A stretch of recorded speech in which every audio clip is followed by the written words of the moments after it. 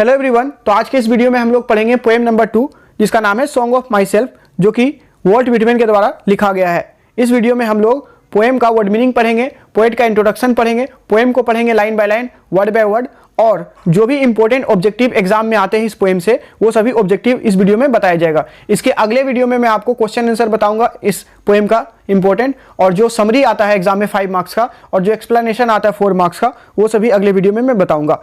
तो इस वीडियो को हम लोग सबसे पहले वर्ड मीनिंग से स्टार्ट करेंगे। पोएम को अच्छे से समझने के लिए आपको वर्ड मीनिंग का आना बहुत ही जरूरी है, और जो भी मैं पोएम पढ़ाऊंगा और इंट्रोडक्शन पढ़ाऊंगा पोएट का, उन सभी को मैं हिंदी में लिख के आपको दे दूंगा, और जो इंपॉर्टेंट पॉइंट होगा वो सभी अलग पीडीएफ बना के मैं दे दूंगा ताकि आप इंपॉर्टेंट पॉइंट को याद कर पाए, क्योंकि पढ़ाऊंगा तो मैं पूरा ही, बट पूरा एग्जाम में नहीं आता, कुछ खास बातें जो एग्जाम में आता है। तो चलिए हम लोग वर्ड मीनिंग से स्टार्ट करते हैं। पहला वर्ड है इंडिविजुअलिस्टिक, जिसका अर्थ होता है व्यक्तिवादी। लिटरेरी का मतलब होता है साहित्यिक, साहित्य से जुड़ा हुआ यानी किताबों से जुड़ा हुआ। फिगर कहते हैं व्यक्तित्व को, पर्सनैलिटी को। एवर मतलब होता है कभी। प्रोड्यूस यानी उत्पन्न होना या जन्म लेना। कारपेंटर कहते हैं बढ़ई मिस्त्री को, जो बढ़ई मिस्त्री वाला काम करता है उसे कारपेंटर कहते हैं। प्रिंटर कहते हैं मुद्रक को, प्रिंटिंग करने वाले व्यक्ति को प्रिंटर कहते हैं। एडिटर कहते हैं संपादक को। न्यूज़पेपर में या कोई भी किताब जब छपता है तो उस पर फाइनल जो सब कुछ जांच करके कि ये सही है या नहीं है और आदेश देता कि हाँ इसे अब प्रिंट कर दिया जाना चाहिए, उसे एडिटर कहते हैं। वॉलंटियर का मतलब होता है कार्यकर्ता। सिविल वॉर कहते हैं शीत युद्ध या असैनिक लड़ाई, एक ऐसा लड़ाई जो अपने ही देश में होता है, उसमें सेना भाग नहीं लेता है। कलेक्टेड का मतलब होता है संग्रहित, एक साथ मिलाकर। एक्सपेंस का मतलब होता है खर्च। हाउएवर का अर्थ होता है तो भी, फिर भी। फ्री का मतलब होता है स्वतंत्र या स्वतंत्र रूप से। जॉयफुल का मतलब होता है आनंदपूर्ण। डेडिकेशन कहते हैं समर्पण को। इंडिविजुअल यानी व्यक्तिगत। इनफैक्ट यानी वास्तव में। कॉस्ट कहते हैं कीमत को। ऑब्सीन का मतलब होता है अश्लील या गंदा भद्दा। एडिशन कहते हैं संपादन को। फाइनली यानी अंततः, अंत में। विलिंग का मतलब होता है इच्छुक। प्रिंट करने का मतलब होता है प्रकाशित करना या छपाना, मुद्रण करना। अनसेंसर्ड मतलब होता है बिना कवि के नाम की कविता। इंथुजियास्टिकली यानी उत्साहपूर्ण।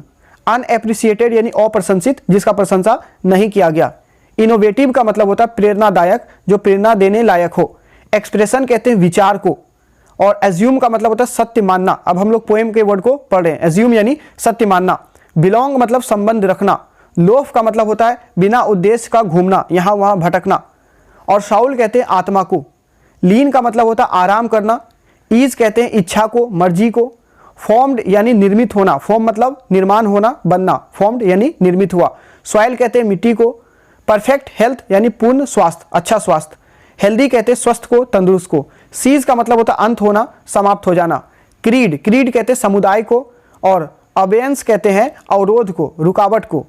सफिस का मतलब होता है काफ़ी सोच विचार करना। और हार्बर का मतलब होता है विश्वास करना।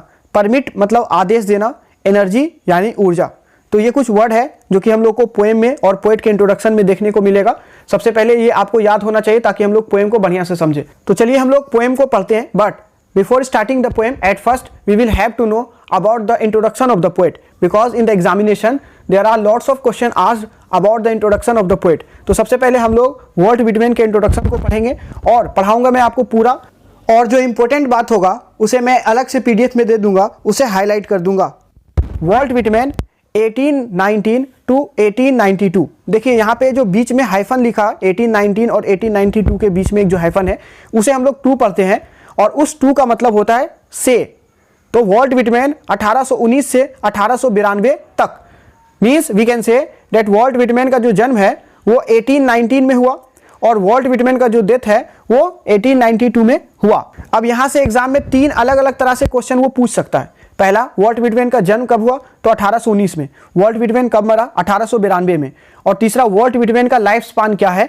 तो लाइफ स्पान क्या होता है, लाइफ स्पान कहते हैं the period from birth till his death. किसी व्यक्ति के जन्म से लेके उसके मरने तक की अवधि को लाइफ स्पान कहते हैं। तो लाइफ स्पान हो गया वॉल्ट विटमैन का 1819 से 1892। तो बहुत ही इंपॉर्टेंट, लाइफ स्पान पूछेगा तो आपको बताना 1819 से 1892। तो वॉल्ट विटमैन कौन थे, द पीपुल्स पोएट, जनता के कवि थे, लोगों के कवि थे। इज परहैप्स, और शायद वो थे द मोस्ट इंडिविजुअलिस्टिक, सबसे ज्यादा व्यक्तिवादी। लिटरेरी फिगर का अर्थ होता है साहित्यिक व्यक्ति, एक ऐसा व्यक्ति जो हमेशा साहित्य में डूबा हुआ रहता है, साहित्य लिखने में लगा हुआ रहता है। That America has ever produced, that जिसे America has ever produce, America ने कभी उत्पन्न किया है, अमेरिका ने कभी पैदा किया है। बहुत ही इंपॉर्टेंट क्वेश्चन आता है एग्जाम में यहाँ से, where did Walt Whitman born. अब डायरेक्टली तो लिखा हुआ है नहीं कहीं, इसीलिए पूछ देता है। तो वॉल्ट व्हिटमैन का जन्म कहाँ हुआ, तो Walt Whitman born in America, उसका जन्म अमेरिका में हुआ जिसे अमेरिका ने कभी उत्पन्न किया है। He began working, for example अगर मैं कहूँ आई बिगैन रनिंग, मैं दौड़ने लगा, आई बिगैन वॉकिंग, मैं चलने लगा, आई बिगैन राइटिंग, मैं लिखने लगा, ही बिगैन वर्किंग, वो काम करने लगे। किस रूप में, एज मतलब के रूप में, एज अ कारपेंटर, एक बढ़ई मिस्त्री के रूप में वो कार्य करने लगे, काम करने लगे। कब, बिफोर यानी के पहले, बिफोर हिज 12th बर्थडे, अपने 12वें जन्मदिन से पहले वो बढ़े मिस्त्री के रूप में काम करने लगे।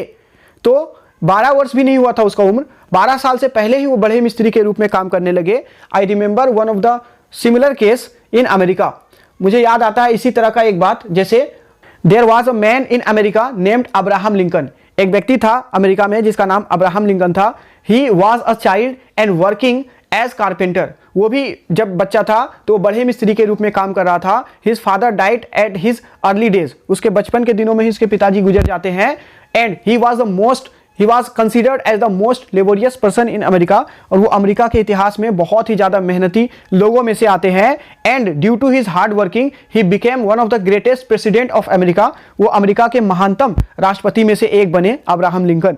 उसी टाइप का यहाँ पे भी एक फिनोमिना आपको देखने को मिल रहा है कि ये बच्चा जिसका उम्र 12 साल भी नहीं है, वो एक बढ़ई मिस्त्री के रूप में काम करने लगे, क्योंकि इसके जो पेरेंट्स हैं वो नहीं रहे, उसके जो पिताजी थे वो नहीं रहे थे, और इसका जो बचपना है वो पूरी तरह से छीन गया। और एक व्यक्ति जो बचपन से ही काम करने लग जाते हैं, जिम्मेदारी ले लेते हैं, तो वो बहुत सारी बातों को समझने लगते हैं और वो बहुत सारे जिम्मेदारियों को भी समझने लगते हैं। तो वॉल्ट व्हिटमैन जिसका जन्म 1819 में हुआ और 1892 में वो मर गया, वो लोगों के कवि हैं, और कहा जाता है कि यह व्यक्तिगत लेखन में शायद अमेरिका के साहित्यकारों में सबसे महान व्यक्ति थे, और ये 12 वर्ष से कम उम्र में ही एक बढ़ई मिस्त्री के रूप में काम करने लगे। तो ये भी क्वेश्चन आपसे पूछेगा कि उसका पेशा क्या था, तो वो बढ़ई मिस्त्री के रूप में काम किए। और इतना ही नहीं, ही ऑल्सो वर्कड, उन्होंने काम भी किया किस रूप में, एज प्रिंटर, मुद्रक के रूप में भी काम किया, प्रिंटर जो प्रिंटिंग करता है, टीचर शिक्षक के रूप में भी वो कार्य किया, and editor,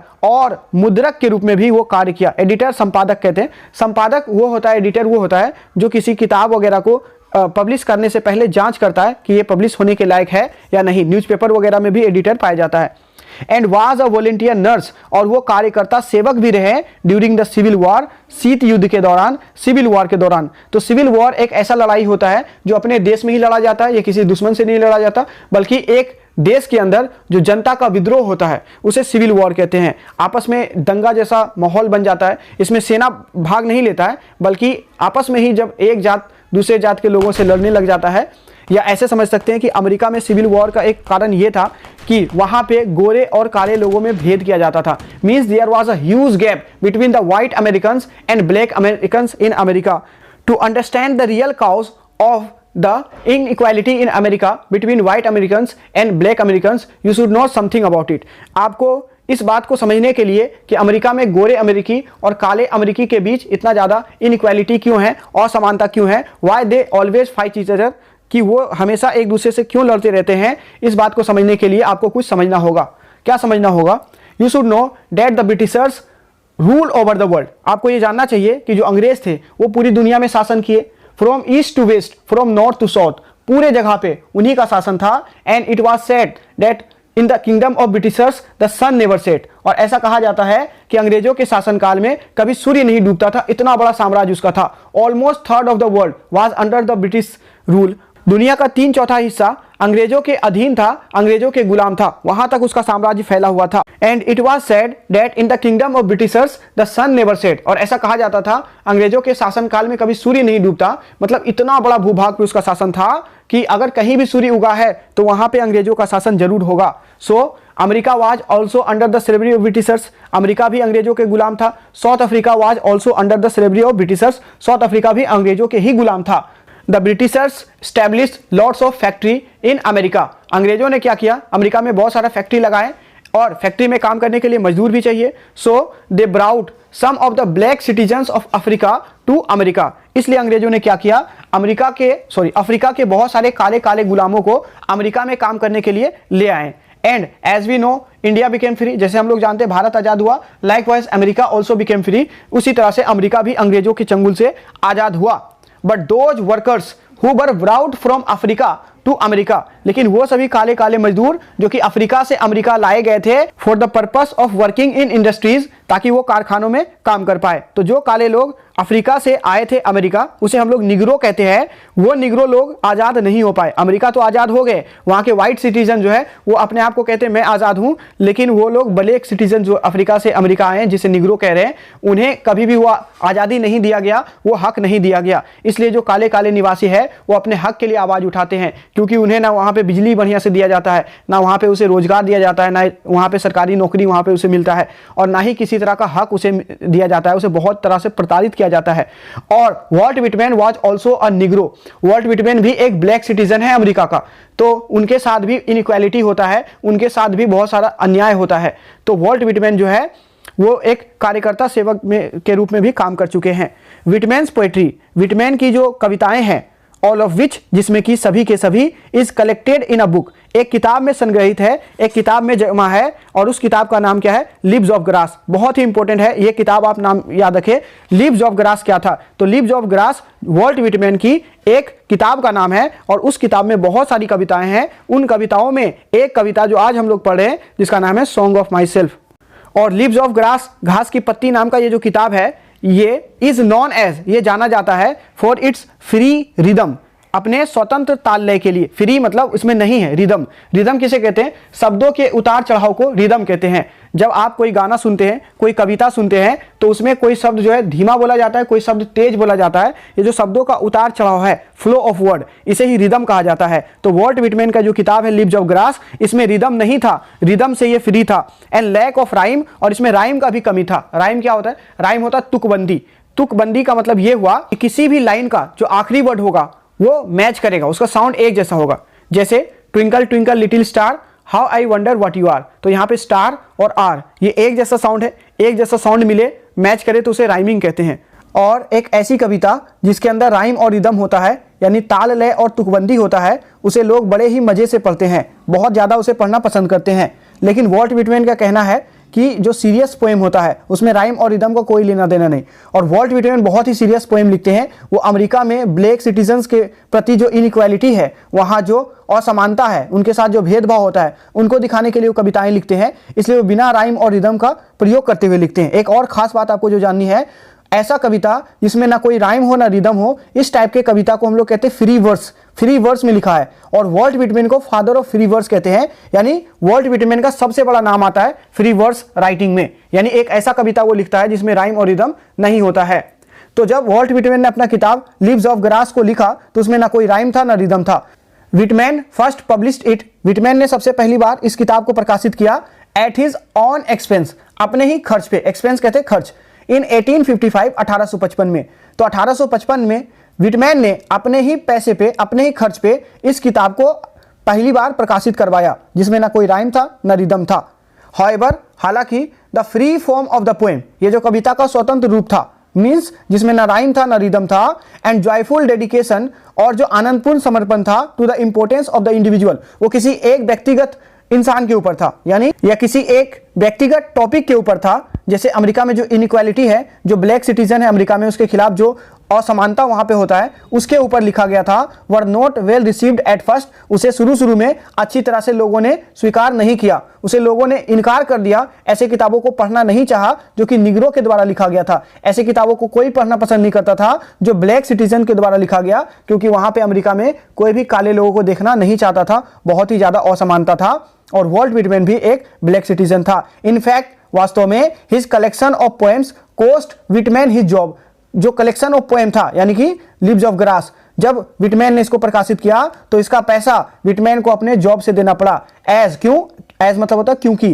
as it was taken to be obscene, क्योंकि इस किताब को ऑब्सीन लिया गया, भद्दा लिया गया, घटिया किस्म का किताब लिया गया। इन 1881 और 1881 ईस्वी में, आफ्टर मेनी एडिशन, कई बार प्रकाशन के बाद, कई बार किताब को छपवाने के बाद leaves of grass finally found a publisher. Leaves of grass, ये जो घास की पत्ती नाम का किताब है जिसमें वॉल्ट व्हिटमैन की बहुत सारी कविताएं हैं, इसको आखिरकार एक प्रकाशक मिला, एक पब्लिशर मिला। कैसा? विलिंग यानी इच्छुक मिला टू प्रिंट इट, इस किताब को छापने के लिए। और कैसा छापने के लिए? अनसेंसर्ड। अनसेंसर्ड कहते हैं बिना कवि के नाम की कविता, यानी एक ऐसा कविता जिसमें कवि कौन है ये कहीं पे भी नहीं लिखाया जाएगा। इस कविता को किसने लिखा? नहीं लिखा जाएगा। मीन्स लीव्स ऑफ ग्रास को पहली बार वॉल्ट व्हिटमैन ने 1855 में छपवाया, अपने ही खर्च पे छपवाया, बट लोगों ने इसको नहीं पढ़ा क्योंकि किसी निग्रो के द्वारा लिखा गया। फिर इसको पब्लिश करवाया, फिर लोगों ने नहीं पढ़ा, फिर इसको पब्लिश करवाया, फिर लोगों ने कई बार पब्लिश करवाया वॉल्ट व्हिटमैन ने अपने खर्च पे, लेकिन लोगों ने नहीं पढ़ा क्योंकि वॉल्ट व्हिटमैन को लोग पसंद नहीं करते थे, काले लोगों को वहां पे पसंद नहीं किया जाता था। फिर एक ऐसा पब्लिशर उसको मिला 1881 में, जिन्होंने कहा कि मैं इस किताब को छाप दूंगा, अपने खर्च पे छाप दूंगा, आपको पैसे देने की जरूरत नहीं है, लेकिन इस किताब में आपका कहीं भी नाम नहीं होगा, क्योंकि अगर आपका नाम नहीं होगा तो लोग पढ़ेंगे इसे। व्हिटमैन को लगा कि मैंने इतनी बार इस किताब को प्रकाशित करवाया लेकिन किसी भी ने नहीं पढ़ा, इससे बेहतर है कि ये किताब बिना नाम का ही पब्लिश हो जाए। मेरा नाम होना जरूरी नहीं, मेरा पैसा कमाना भी जरूरी नहीं, जरूरी ये है कि जो मेरी विचारधारा है कि असमानता नहीं होना चाहिए, हर एक व्यक्ति समान है इस दुनिया में, ये विचारधारा लोगों तक पहुंचना चाहिए। इसलिए व्हिटमैन रेडी हो जाता है। इवन जो पैसे आना था उस किताब के पब्लिश होने के बाद वो भी व्हिटमैन को नहीं मिलेगा। Translation of this collection were enthusiastically received in Europe. Translation जब इस कलेक्शन का हुआ, यानी इस किताब का जब अनुवाद हुआ, अलग अलग भाषाओं में इस किताब को लिखा गया, तो इस किताब को इंथुजियास्टिकली यानी उत्साहपूर्वक पढ़ा गया यूरोप के अंदर। तो यूरोप में, जहां अमेरिका में इसकी किताब को कोई नहीं पढ़ा, वहां पूरे यूरोप में इसकी किताब को पढ़ा। But Whitman remain relatively unappreciated in America. लेकिन जो वॉल्ट व्हिटमैन है वो लगातार अमेरिका में अप्रशंसित रह गए, अमेरिका में उसका प्रशंसा नहीं हुआ। अमेरिका में प्रशंसा क्यों नहीं हुआ? क्या उस किताब में वॉल्ट व्हिटमैन का नाम 4 जगह लिखा हुआ था? नहीं, बिल्कुल एक भी जगह लिखा हुआ नहीं था। उस किताब का ऑथर कौन है ये किसी को पता नहीं था, तो लोग बड़े मजे से इसको पढ़ रहे थे। और जब वो किताब फेमस हो गया पूरे यूरोप में, तो भी व्हिटमैन का प्रशंसा नहीं हुआ, क्योंकि कोई जानता ही नहीं थे कि वॉल्ट व्हिटमैन की किताब है। It was only after his death, और ये इसके मरने के बाद ही, वॉल्ट व्हिटमैन के मरने के बाद ही हुआ था, that he could win appreciation, कि वो प्रशंसा को जीत पाया इन अमेरिका में। तो वो वॉल्ट व्हिटमैन के मरने के बाद ही हुआ था कि वॉल्ट व्हिटमैन अमेरिका में प्रशंसा जीत पाया। किस लिए? For his original and innovative expression, अपने वास्तविक और इनोवेटिव एक्सप्रेशन, प्रेरणादायक विचारों के लिए ऑफ अमेरिकन इंडिविजुअल। तो अमेरिका के जो व्यक्तिवाद है, अमेरिका के जो विचारधारा है, उन विचारधाराओं को फैलाने के लिए जो वॉल्ट व्हिटमैन का वास्तविक और प्रेरणादायक विचार है, इसके लिए वो प्रशंसा जीत पाया। लेकिन कब? मरने के बाद। जब वॉल्ट व्हिटमैन मर गया तब लोगों ने जाना कि अरे इतना बढ़िया कविता लिखने वाला व्यक्ति वॉल्ट व्हिटमैन था, जो अब इस दुनिया में नहीं रहा। हिज इंपॉर्टेंट वर्क्स इंक्लूड, उनकी महत्वपूर्ण किताबें जिसमें शामिल है, कौन कौन सी किताबें हैं? लीव्स ऑफ ग्रास जो कि 1855 में आया, ड्रम टैप्स जो कि 1866 में आया। तो ये दो उनकी महत्वपूर्ण किताबें हैं, आप इसका नाम जरूर याद रखें। तो हम लोगों ने इसके इंट्रोडक्शन को पढ़ा, और इसके इंट्रोडक्शन में हम लोगों को कौन कौन सी बातें याद रखना है एग्जाम के लिए। देखिए, पढ़ाया मैंने पूरा, बट आपको वही बात याद रखना जो एग्जाम के लिए इंपॉर्टेंट है। तो मैं कुछ बातें इंपॉर्टेंट फिर से दोहरा रहा हूं, रिपीट कर रहा हूं। तो सबसे पहले वॉल्ट व्हिटमैन का आप लाइफ स्पैन याद रखें कि उसका जन्म 1819 में हुआ और 1902 में वो मर गया। वॉल्ट व्हिटमैन का जन्म कहाँ हुआ? तो अमेरिका में हुआ, और अपने 12वें जन्मदिन से पहले वो कारपेंटर के रूप में वो काम करने लगे थे। वो प्रिंटर के रूप में भी काम किए हैं, टीचर के रूप में भी काम किए, एडिटर के रूप में भी काम किए, और सिविल वॉर के दौरान वो वॉलंटियर नर्स रहे थे, कार्यकर्ता सेवक भी रहे थे। व्हिटमैन का जो किताब है जिसमें सभी कविताएं हैं, जिसका नाम है लीव्स ऑफ ग्रास, और व्हिटमैन ने सबसे पहली बार इसे अपने ही खर्च पे 1855 में पब्लिश किया था। ये बात आप याद रखें।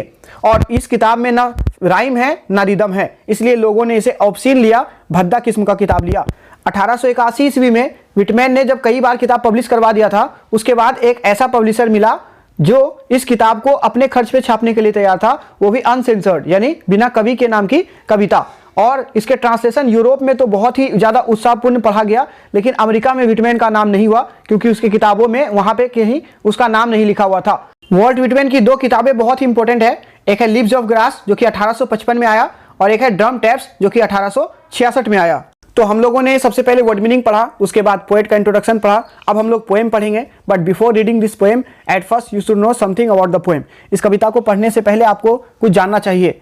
When this poem was written by Walt Whitman, there was a huge gap in America between white American and black American, कि जब वॉल्ट विटमैन ने इस कविता को लिखा उस समय गोरे अमेरिकी और काले अमेरिकी के बीच बहुत ही ज्यादा भेद था, मतभेद था, एक बहुत बड़ा दरार था।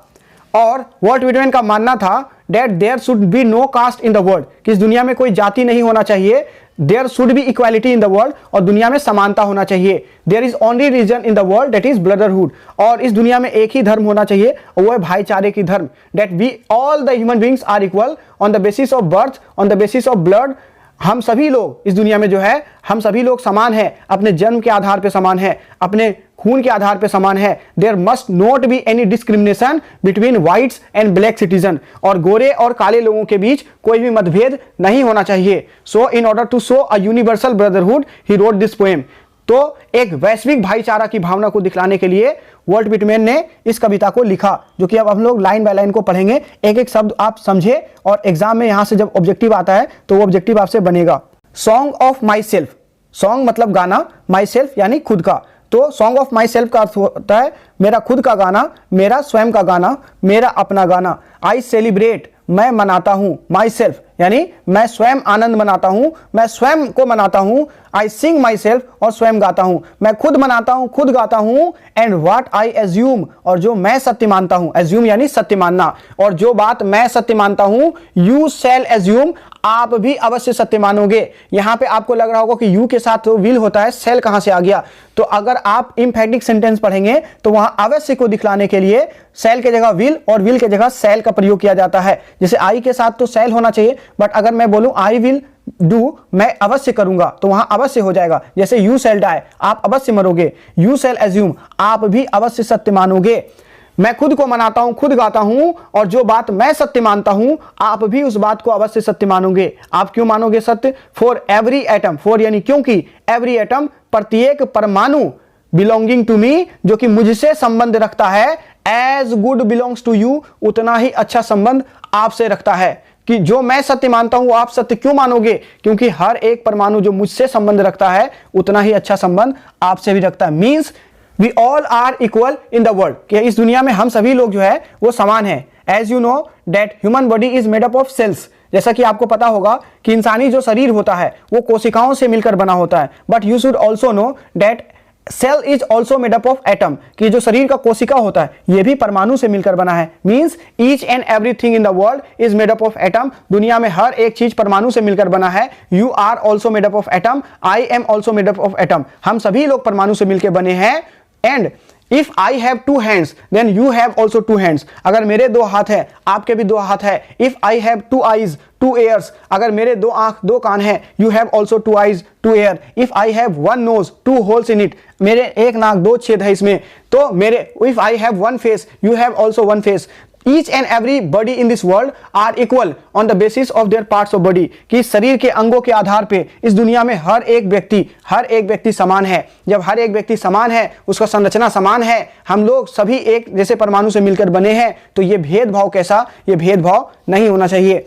आई लोफ, मैं आराम करता हूं, एंड इनवाइट माई सोल, और अपने आत्मा को आमंत्रित करता हूं। मैं आराम करता हूं, मैं सोचता हूं और अपने आत्मा को आमंत्रित करता हूं कि वो मुझ पे विचार करे, मैं अपने बारे में विचार करता हूं। आई लीन, मैं आराम करता हूं, and loaf at my ease, और अपने इच्छा पे अपने मर्जी पे घूमता हूं।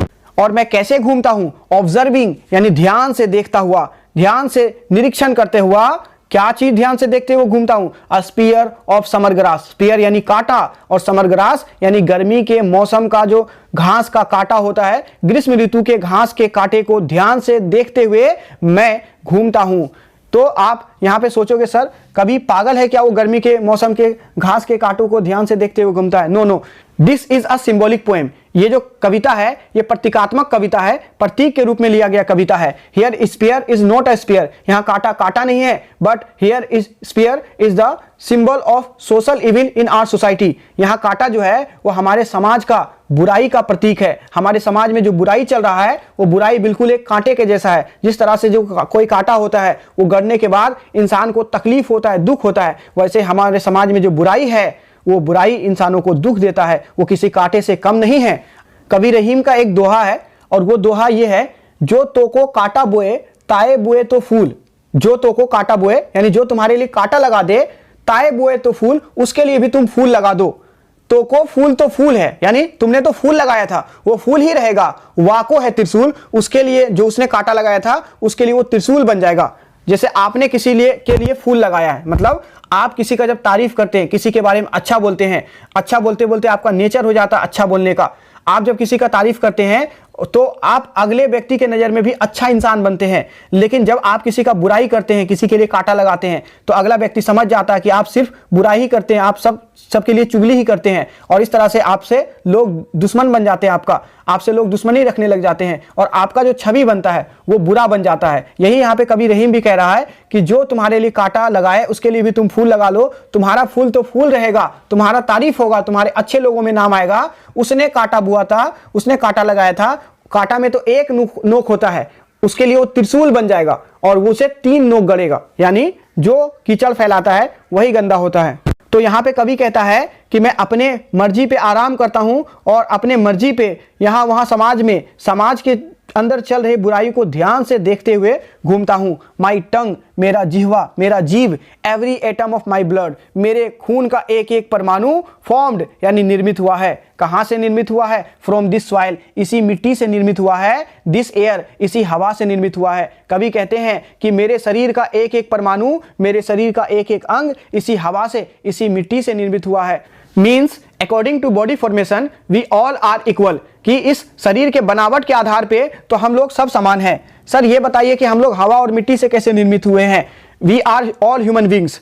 If I take in oxygen and breathe out carbon dioxide, अगर मैं ब्रीथ इन करता हूं ऑक्सीजन को, मैं सांस में लेता हूं, so you also breathe in oxygen, आप भी तो ऑक्सीजन ही लेते हो। मैं कार्बन डाइऑक्साइड छोड़ता हूं, आप भी कार्बन डाइऑक्साइड छोड़ते हो। दुनिया में हर एक व्यक्ति जब ऑक्सीजन लेता है कार्बन डाइऑक्साइड छोड़ता है, और हर एक व्यक्ति को ऑक्सीजन चाहिए जिंदा रहने के लिए, पेट्रोल नहीं चाहिए। तो हम लोग शरीर के बनावट के आधार पर समान हुए, मिट्टी के आधार पर कैसे हम लोग एक जैसे हैं? We all human beings are made up of soil, हम सभी मिट्टी से ही तो जन्म लेते हैं। अरे इसी मिट्टी से हम लोग जन्म लेते हैं, इसी मिट्टी में उपजे अन्न अनाज को खा के हम लोग पलते बढ़ते हैं, बड़ा होते हैं, और आखिरकार एक दिन इसी मिट्टी में मिल जाते हैं। तो हम लोग मिट्टी से निर्मित हुए कि गिट्टी से? सर मिट्टी से निर्मित हुए। तो अगर हम लोग मिट्टी से निर्मित हुए तो मिट्टी हमारे शरीर को बनाया है, तो हम लोग शरीर के आधार पर भी समान है। कोई ऐसा नहीं है कोई मार्बल से बन गया। हम लोग ऊंच नीच फिर क्यों करते हैं? जब हम इसी मिट्टी से बने हैं तो कोई खास और कोई असामान्य, कोई सामान्य कैसे हो सकता है? सब समान है। बोर्न हियर ऑफ पेरेंट्स, और यहाँ अपने माँ बाप से जन्म लिए हैं। अगर आप जन्म लिए हैं तो माँ बाप से जन्म लिए हैं, हम लोग जन्म लिए तो माँ बाप से जन्म लिए, कोई डाउनलोड नहीं हुआ है। Born here from the parents same, और ठीक उसी प्रकार से यहाँ पे देखिए 3 बात बोलेगा। पहला first person, born here of parents, यानी मैं, पहला जो है फर्स्ट पर्सन, मैं अपने माँ बाप से जन्म लिया हूँ।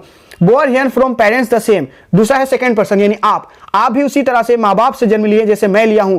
और थर्ड पर्सन के लिए तीसरा स्टेटमेंट आएगा, their parents are the same, और वो लोग भी अपने अपने माँ बाप से जन्म लिए हैं। यानी पहला बोल रहा है फर्स्ट पर्सन कभी अपने लिए कि मैं यहाँ माँ बाप से जन्म लिया हूं, फिर सेकंड पर्सन आपके लिए कि आप भी अपने माँ बाप से जन्म लिए हैं, फिर थर्ड पर्सन उन लोगों के लिए और वे लोग भी अपने माँ बाप से जन्म लिए हैं। Means according to the birth we all the human beings in the world are equal, कि इस जन्म के आधार पे दुनिया के जो जितने भी लोग हैं हम सभी समान हैं।